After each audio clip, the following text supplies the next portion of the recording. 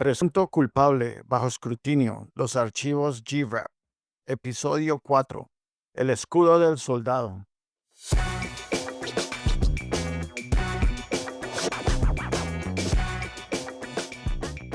Bienvenidos de nuevo a Presunto culpable bajo escrutinio. Los archivos GRAP.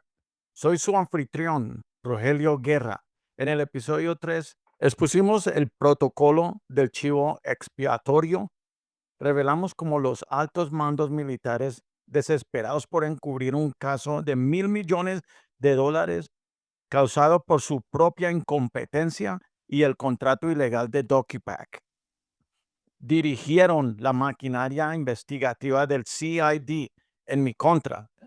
Me citaron mis registros bancarios, me sometieron a meses de humillante vigilancia e intervinieron mi teléfono, una redada no profesional y derrochadora destinada a forzar la existencia de un crimen.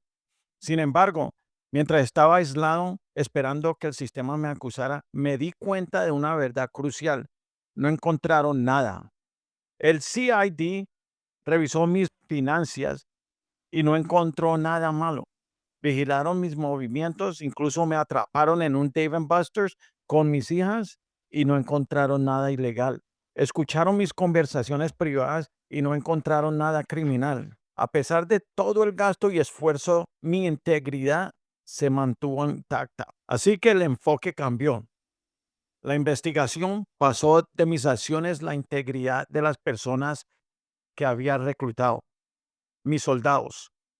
Habiendo fracaso en construir un caso directamente en mi contra, el CID comenzó a aplicar presión donde más importaba, sobre los jóvenes y mujeres que había depositado su confianza en mí. En este episodio detallaremos la verdadera escala de mi éxito en el reclutamiento y hasta dónde llegó el CID para fabricar una narrativa criminal.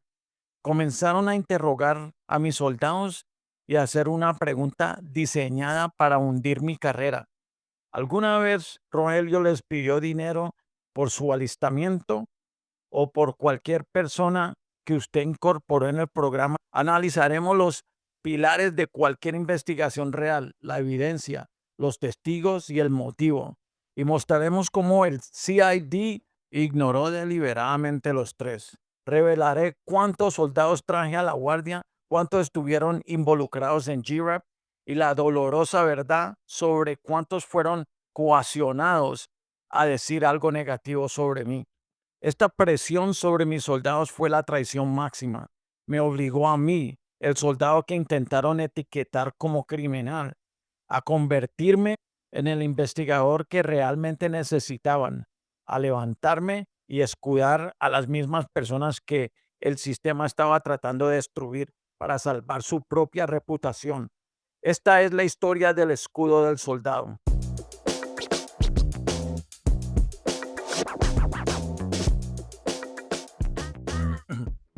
Este segmento es la evidencia inquebrantable.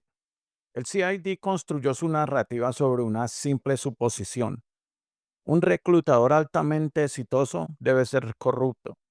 En sus mentes, mi éxito solo podía explicarse por fraude, pero rápidamente se estrellaron de cabeza contra un muro llamado evidencia, o en mi caso, la completa falta de ella. Estaban buscando un ladrón de alto perfil, pero sus intentos de atraparme fueron ridículamente ineptos. Incautaron mis registros financieros buscando transferencias ilícitas, sobornos o ganancias inesperadas repentinas. El resultado de esa revisión financiera fue simple: cero evidencia de actividad criminal. Yo no estaba ganando dinero ilegalmente con GRAP. Yo era un reclutador honesto y a tiempos completo con un salario modesto de soldado, pagado a través de canales militares regulares y auditados. Mis estratos bancarios se parecían a lo que se esperaba de un soldado trabajador y un padre, no de un cerebro criminal. Este fracaso fue especialmente significado porque el CID trajo un sesgo preexistente a mi caso. En casos anteriores de GRAP en todo el país, algunos reclutadores habían sido atrapados aceptando sobornos incluso depositando los cheques de incentivo de sus soldados directamente a sus propias cuentas. El CID vio esos casos atroces y simplemente asumió que el mismo patrón debía estar ocurriendo conmigo. Invirtieron recursos federales para probar una narrativa que nunca se ajustó a mi realidad. Y todo lo que confirmaron fue integridad financiera. No encontraron un rastro de dinero que conduje a mí porque no existía. Crucialmente, mi estilo de liderazgo era exactamente lo opuesto a lo que esperaban. Yo era el tipo de líder que se negaba a dejar que mis soldados pagaran mis comidas o mi entretenimiento. Eso nunca era mi manera. En todo caso, yo daba más de lo que tomaba. Repartía cigarrillos cuando lo necesitaban y les compraba café todo el tiempo. Y la razón que yo traigo cigarrillos y café es porque nosotros como soldados era lo que más hacíamos, cigarrillos y tomando café. Y eso era lo que más se gastaba bien ligero. Más allá de esos pequeños gastos diarios, mi compromiso se extendió al desafío logístico más difícil, el transporte. Fui uno de los únicos reclutadores en esa época que se levantaba temprano los fines de semana de instrucción, conducía hasta las casas de todos estos soldados, estos peladitos, los recogía y los llevaba a la instrucción, sin importar lo lejos que estuviera. Los viajes más largos eran generalmente para los muchachos que venían de la ciudad de Atlantic City, que eso llegaba siendo casi una hora de aquí a Filadelfia. A veces se quedaban por acá con un amigo en un fin de semana, si nos tocaba que hacer un drill de viernes, sábado, domingo. Y después ya, cuando se llegara el domingo, yo los llevaba otra vez para la casa. Esa era mi promesa para ellos. Si se comprometían con la Guardia Nacional, yo me comprometería con ellos. Los mantuve motivados, los mantuve en buena posición. Y si significaba que recordaban a quién enviar a sus amigos, pues claro, aquí estaba yo. Mi reputación se construyó sobre el servicio y la confiabilidad, no sobre sobornos o coerción. El CID fue en busca de un predador que se quedaban con el dinero de los soldados y en su lugar encontró a un proveedor que quemaba cientos de millas en su coche para apoyar a su equipo.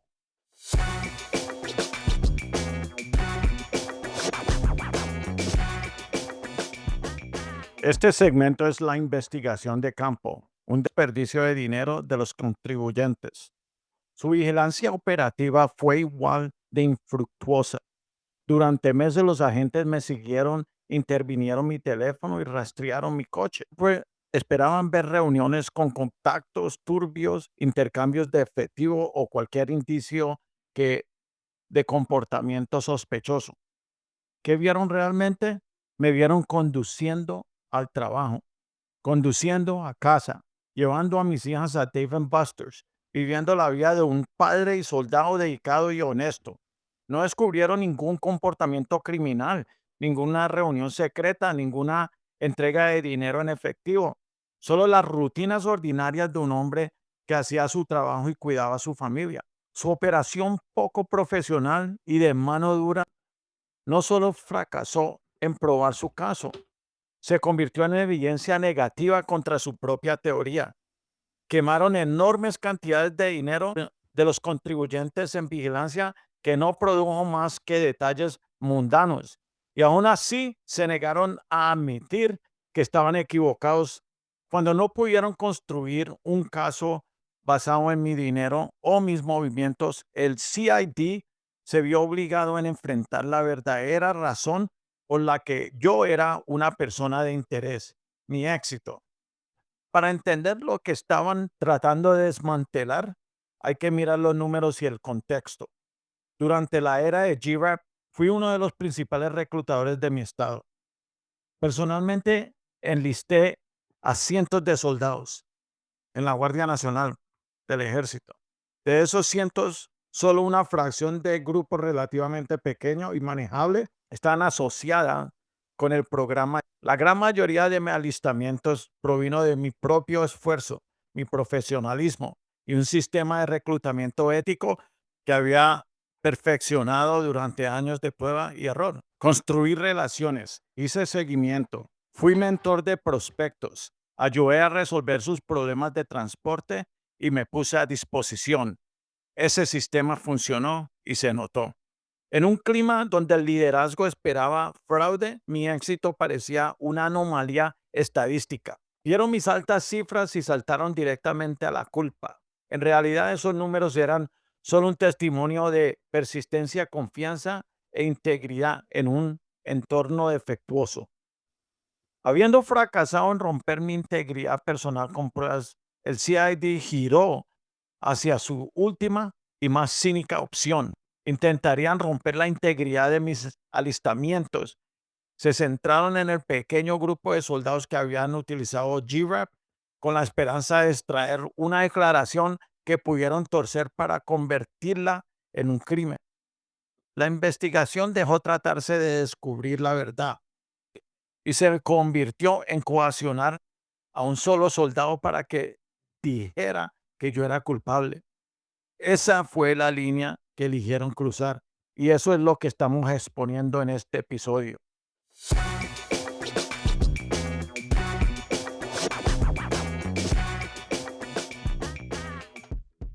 Este segmento es la política del encubrimiento, porque la investigación comenzó por abajo.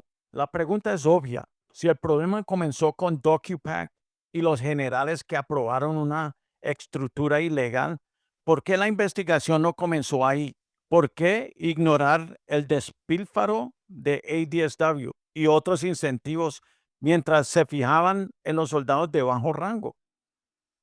La respuesta se reduce a tres presiones que enfrentaban el Departamento de Defensa y la Oficina de la Guardia Nacional, protegiendo la función inherente gubernamental.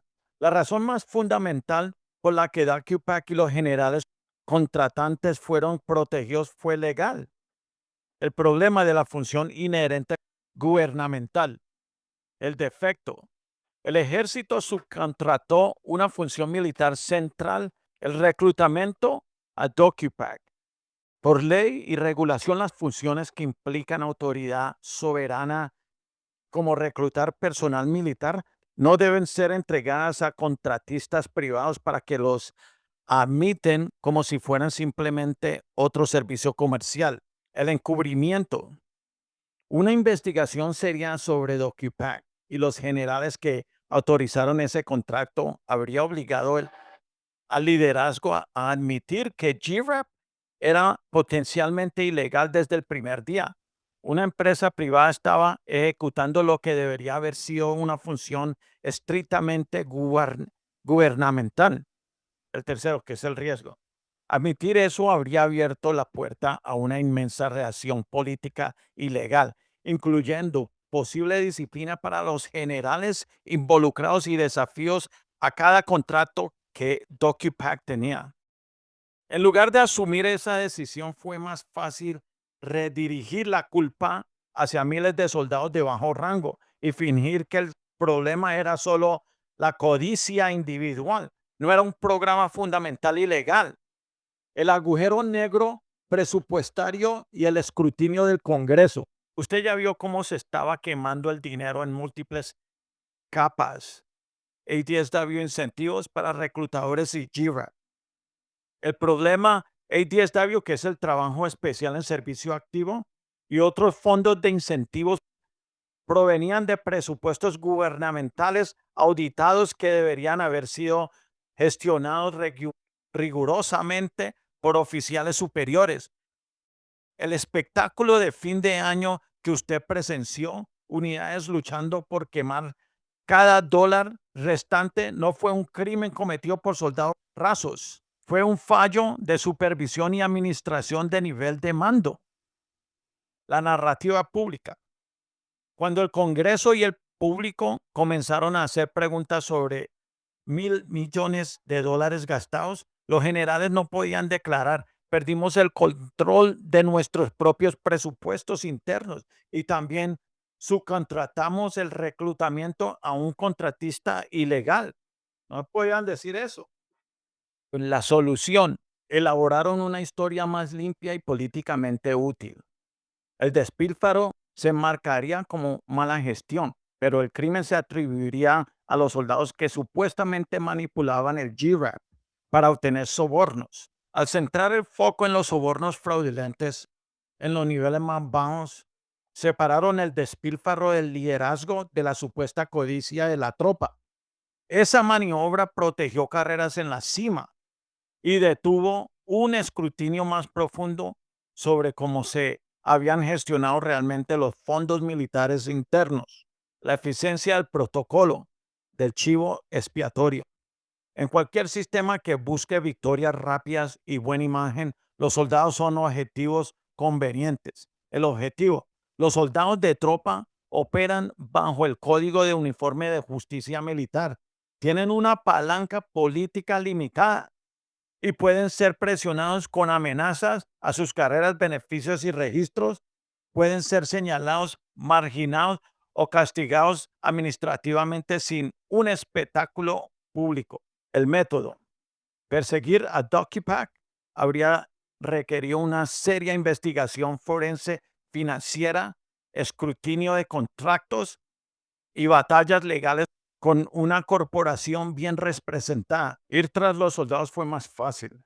El CID podía simplemente seguir las transacciones de GREP procesadas por DocuPack y luego llevar a las personas más vulnerables de la cadena, sus soldados, al interrogatorio. El verdadero objetivo no era la justicia, era la disuasión y las relaciones públicas. Necesitaban números de condenas, decomisos y montos en dólares que pudieron reportar como dinero recuperado. Quitar dinero a miles de soldados de bajo rango alimentó directamente los totales de recuperación oficiales, incluso cuando esa recuperación provenía de personas que habían actuado de buena fe bajo un sistema defectuoso. Kipak se había vuelto política y legalmente radioactivo. Investigarlos honestamente habría implicado a los generales que los contrataron y expuesto al contrato mismo como ilegítimo. El despilfarro en ADSW y otros incentivos fue la prueba de la mala gestión presupuestaria interna por parte del mando, un escándalo que tuvo que ser enterrado para preservar carreras. Sus soldados, por el contrario, eran el grupo más fácil y más indefenso de donde recuperar dinero y reclamar la victoria. La naturaleza selectiva de la investigación no fue un accidente, fue una decisión calculada en los niveles más altos para sacrificar la integridad y el futuro de miles de personas de bajo rango, en lugar de admitir un desastre político y de millones de dólares en la cima. Este es el proceso punitivo. El CID no encontró pruebas en mi contra y no logró coaccionar a un testigo creíble de mis soldados, pero su fracaso en condenarme no significó que fallaran en castigar a mi equipo. El proceso mismo se convirtió en el castigo. Seguí escuchando a soldados de toda la fuerza describir las mismas tácticas de mano dura y el mismo patrón de abuso. Un soldado me dijo que ya les había dejado claro a los agentes que yo era un hombre respetable y honorable. Y aún así lo persiguieron agresivamente y le quitaron cada dólar que había ganado a través del programa. Historias como la suya no fueron aisladas, eran parte de un enfoque sistemático, encontrar puntos de presión, inducir miedo y recuperar dinero, independientemente de la culpabilidad real. Con el tiempo vi otro patrón inquietante. La mayoría de los reclutas que me dijeron que habían sido blancos del CID eran hispanos o afroamericanos. Yo tenía soldados blancos que participaron en JIRA, pero no recuerdo que ninguno de ellos se me acercaran con historias de ser interrogados agresivamente u obligados a perder fondos. Si bien mi lealtad y afecto eran los mismos para todos mis soldados, parecía que el CID había optado por concentrar su presión en los reclutas de minorías, como si la respuesta, el crimen que estaban decididos a encontrar, viviera en ese grupo demográfico. Pero al igual que en mi caso, el crimen que buscaban no existía. Asimismo, como no buscaban a tantos blancos, pero sí buscaban a muchos hispanos y negros como yo. Pero al igual que en mi caso, el crimen que buscaban no existía. Independientemente de la raza, cada soldado arrastrado a ese proceso enfrentó el mismo escalofriante procedimiento. Les tomaron las huellas dactilares y fueron ingresados en el sistema del FBI como potenciales criminales. Esa etiqueta y ese rastro de datos no desaparecen sin más.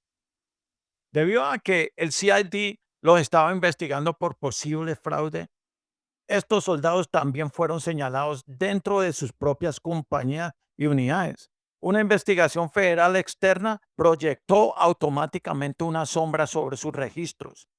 Esa sombra significó no ascensos, no reenganches, no progreso. Fueron castigados por un supuesto crimen sin fundamento y aún así fueron penalizados por su propia cadena de mando sin recibir nunca una investigación interna justa. El proceso punitivo tuvo una segunda consecuencia brutal: la devastación financiera para aquellos que habían participado en el GRAP. Desde el principio se vendió como un programa que recompensaría a los soldados por ayudar a fortalecer la fuerza. En realidad, desestabilizó sus vías financieras. Bajo una intensa presión y amenaza creíbles de procesamiento, muchos soldados acordaron devolver todo el dinero que habían ganado a través de GRAP, a pesar de que habían actuado de buena fe.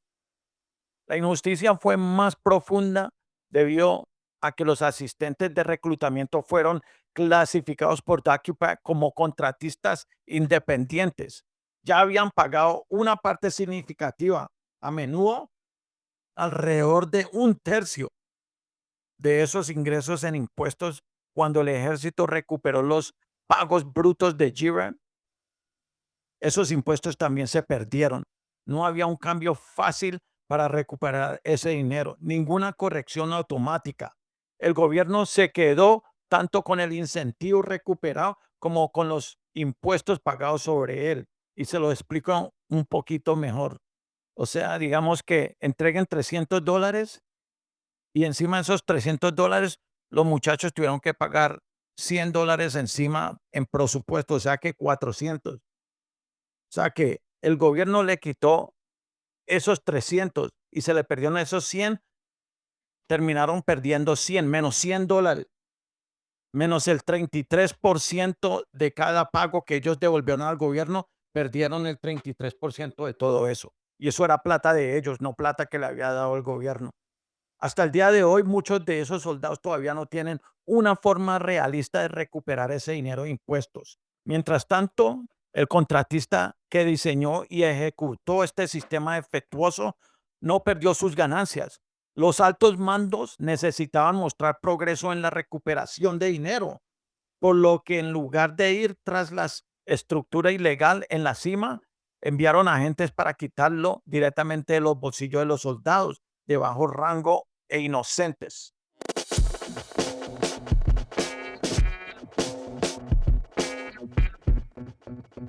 Al final, el caso del CID contra su persona de interés, yo, se derrumbó en todos sus pilares. Mi integridad fue confirmada con mis finanzas, mis movimientos y, lo más poderosamente, por la lealtad y honestidad de los soldados que había reclutado. El escudo del soldado se mantuvo firme, pero la lucha más amplia solo había comenzado. Mi caso fue solamente una escaramuza en una campaña mucho más grande y coordinada de altos funcionarios contra sus propias tropas. El CID falló en acusarme, pero la máquina aún encontró formas de castigar a las personas a mi alrededor. Mi misión ya no podía ser solo sobrevivir, tenía que ser comprender cómo el sistema seguía apuntando a mis compañeros y qué se necesitaría para protegerlos. Para hacer esto, tuve que lanzar mi propia investigación. La próxima semana en el episodio 5, la prueba administrativa, la lucha pasa de las operaciones oscuras del CID al castigo burocrático y directo imparto por mi propio mando. Habiendo fallado en probar un crimen, el CID intensificó la presión sobre mi unidad para asegurarse de que fuera castigado administrativamente. Recorremos el momento en que mi unidad se enteró de la investigación, los métodos que utilizaron para despojarme de mi carrera y el alcance total de la prueba administrativa en la que me arrojaron. Suscríbete a Presunto Culpable bajo escrutinio para escuchar cómo le di la vuelta a mis acusadores y comencé a luchar por la justicia para todos los soldados a los que les tomaron las huellas dactilares.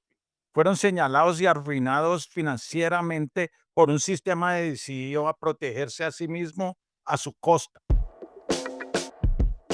Gracias por escuchar episodio 4. Yo soy Rogelio Guerra, soy el dueño de la compañía Worstone Detective Agency. Somos especialistas en apoyo a casos criminales meticulosos, confidencial y orientados a resultados. Nosotros hacemos recolecciones y análisis de evidencia, entrevistas a testigos, revisión y reconstrucción de casos y muchas más cosas. Nosotros somos tu ventaja a la búsqueda de la justicia. Contáctanos hoy para una consulta discreta. Búscanos bajo Worstone Detective Agency en Google. Muchas gracias y hasta el próximo episodio.